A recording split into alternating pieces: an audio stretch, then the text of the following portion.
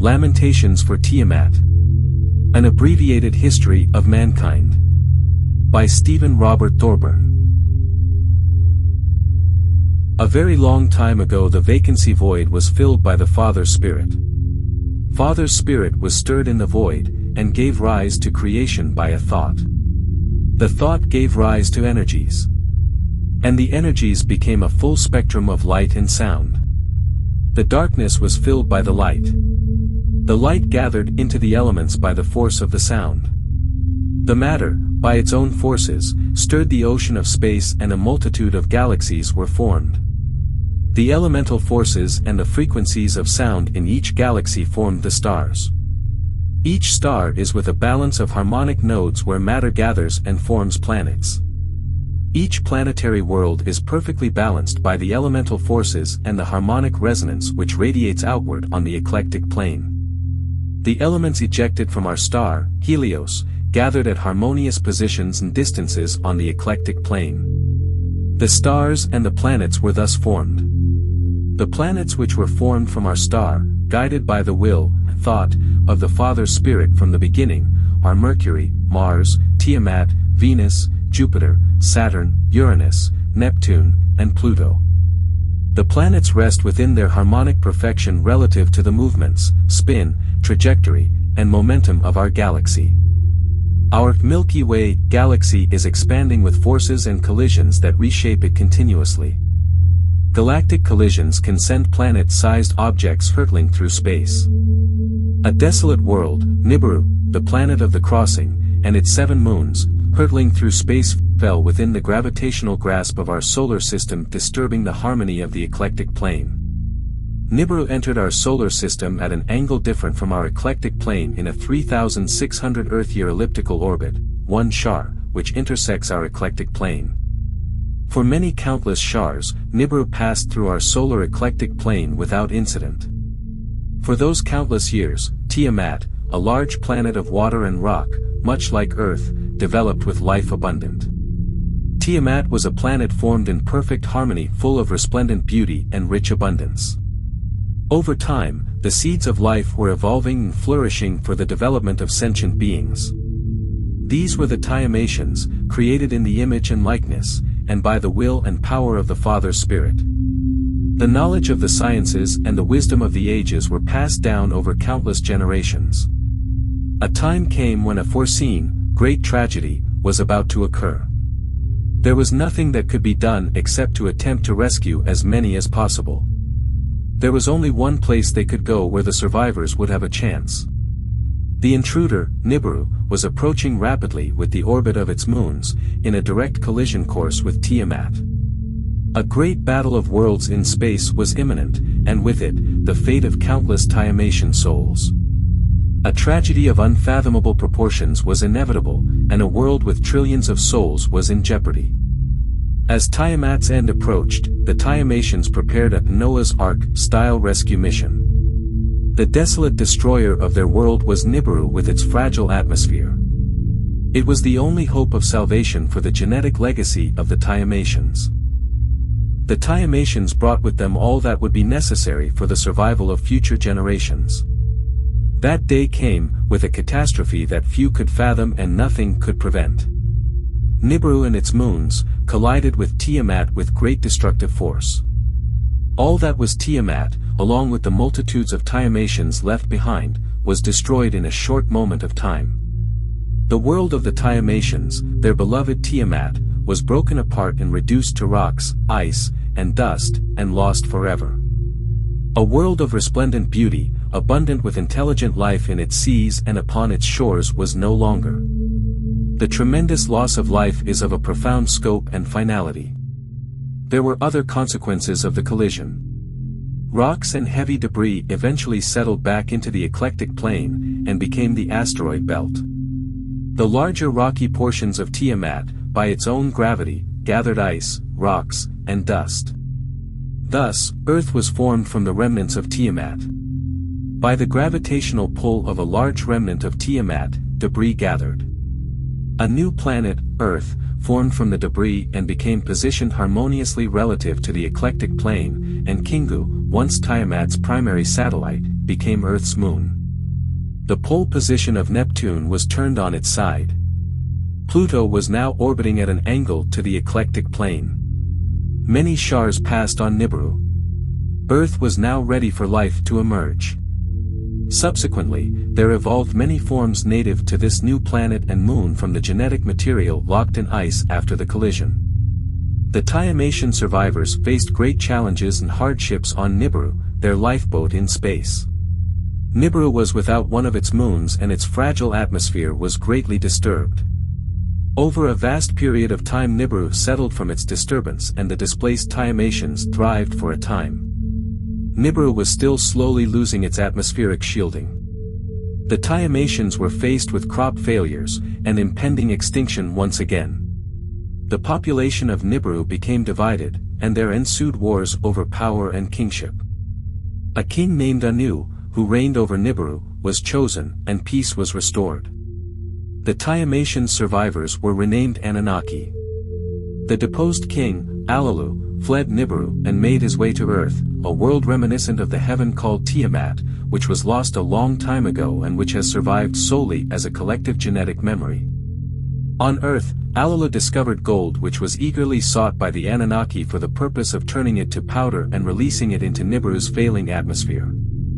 Once there, the powder reflected the harsh sun, saving Nibiru's fragile agriculture, thereby ensuring that the Anunnaki would preserve their genetic legacy. Two sons of Anu, Enki and Enlil, and many Anunnaki workers, were sent to Earth to do the hard labor needed to mine gold and transport it back to Nibiru. This was the only hope for the survival of Nibiru and the genetic legacy of the Anunnaki, Tiamatians, those, genetically, who from heaven, Tiamat, to Earth came. Enlil was given lordship over the land, and Enki over the waters. The work was very hard, and the Anunnaki rebelled. More workers were needed, or all their efforts will have been for naught. A solution was proffered by Enki. His plan was to mix Anunnaki genetics with that of the primitive Earth hominids and create a worker race to mine the gold. The hominids of Earth evolved from the same primordial soup present in Tiamatian ice, which was gathered by Earth's gravity during its formation. In spite of Enlil's protest, Enki and his spouse Ninki embarked upon the plan. The hominids of Earth are essentially identical in genetic makeup to the Tiamatians, which were also hominids in their early history on Tiamat. The Earth hominids were made, literally, in the image and likeness of the God of creation, Father Spirit, as were the Tiamatians. The hominids were born from the same primordial soup of Tiamat's oceans on a planet of the same composition and harmonic position as the mother planet. They evolved in the very same waters and from the same microbial life. This was mixed with original Tiamat genetics many generations removed and affected by many years with the genetics adapting to a very different world, Nibiru.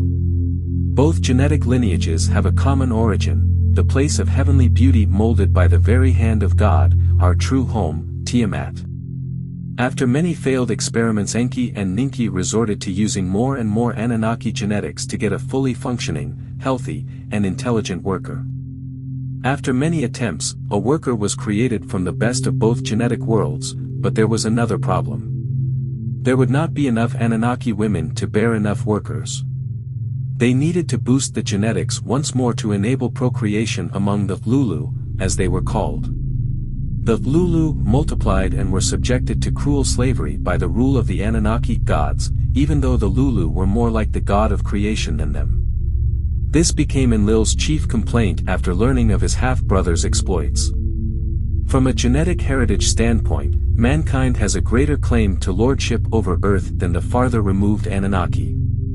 After thousands of years of abject slavery imposed upon mankind, word came of another impending disaster. Nibiru, the intruder, was making another intersection of the solar eclectic plane. This time it would be a very near miss with devastating consequences for both worlds. The gravitational forces were certain to cause a worldwide deluge, as the oceans would be lifted and spilled out over the land, destroying all life on Earth. Enlil, with Anu's approval ruled, the Earth and all its inhabitants should perish in the deluge, and that no one should interfere. Enki protested to no avail. Enki had secret plans to thwart the efforts of his cold-hearted brother to see mankind destroyed.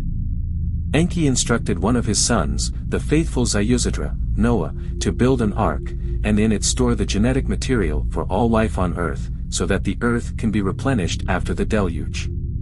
The waters raged and the surface of earth was wiped clean, leaving it completely covered in mud.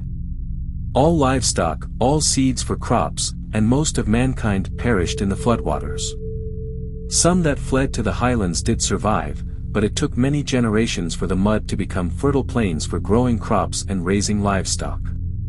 Survival in the highlands was difficult, but eventually the earth was replenished. Mankind multiplied and returned to the lower altitudes, and then to the lowlands. Nibiru's fate was likely much worse. With its fragile atmosphere crashing, and with no hope of any gold coming from Earth, most likely Nibiru became a cold and desolate world completely devoid of life. Enki and Enlil returned to Earth to rebuild Earth's great cities, and teach the necessary skills for rebuilding civilization, such as agriculture, animal husbandry, metallurgy, architecture, science, philosophy, and the arts. Great cities were built. There were thriving multitudes on Earth once again. You would think that history would teach a lesson or two, but unfortunately, the rumors of war began to grow and Earth became divided into two warring camps, the clan of Enlil, led by his son, Ninurta, and the clan of Enki led by his son, Marduk. This was the time of the Pyramid Wars. On Enlil's command, Ninurta detonated 7 weapons of terror, 2 in the Sinai, and 5 upon the great post-deluge cities of the Verdant Valley, the Fertile Crescent, from Sippar in the north, to Eridu in the south. The cities not directly hit by the weapons were made lifeless and silent by the evil wind, which killed everything in its path.